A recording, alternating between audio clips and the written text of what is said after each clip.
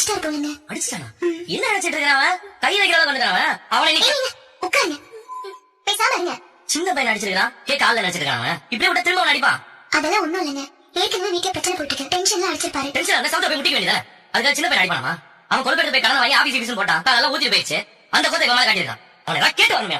ஏங்க, நான் சொல்லிட்டு இருக்கேன்ல, வீடு பெருக்கிறத விட்டு நீங்க அவர்கிட்ட போய் ஏதாவது சொல்லுவீங்க, அவர் ஏதாவது சொல்ல சண்டை போட்டுப்பீங்க. தேவையான இதெல்லாம் பேசாம இருங்க. அவன் அடிச்சது வலிக்குதாடா? எல்லாம் அடிச்சதெல்லாம் வலிச்சான். டாடி டாடி அவன் பின்னாடியே சுத்திட்டு இருந்தான். திடீர்னு அடிச்சான், பிள்ளைக்கு மனசு கஷ்டமாயிடுச்சு. சரிடா, நீ ஃபீல் பண்ணாத. அவன் அப்புறமா அங்கிள் கவனிச்சு. சரி பண்ணுவா.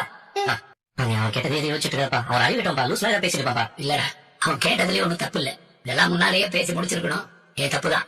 உன் தப்புல ஒண்ணும் இல்லப்பா. இல்ல மொத்து, வாய் விட்டு கேட்கற அளவுக்கு வந்ததுக்கு அப்புறம் இது இப்படியே விடக்கூடாது. நாளைக்கு ஒரு லாயரை பார்த்து சொத்து பிரிச்சலான்னு பாக்குறேன். மாமா என்ன சொல்றீங்க? அதெல்லாம் ஒண்ணு வேண்டாம் மாமா. இப்ப நீங்க சொத்து பிரிக்கிறதுக்கு எந்த அவசியமும் இல்ல. நீங்க அதை பத்தி எல்லாம் யோசிக்க. பிள்ளைங்க எல்லாம் ஒத்துமையா ஒண்ணா இருக்கணும்னு நினைக்கிறான். ஒரு கட்டம் வரும்போது ஏதோ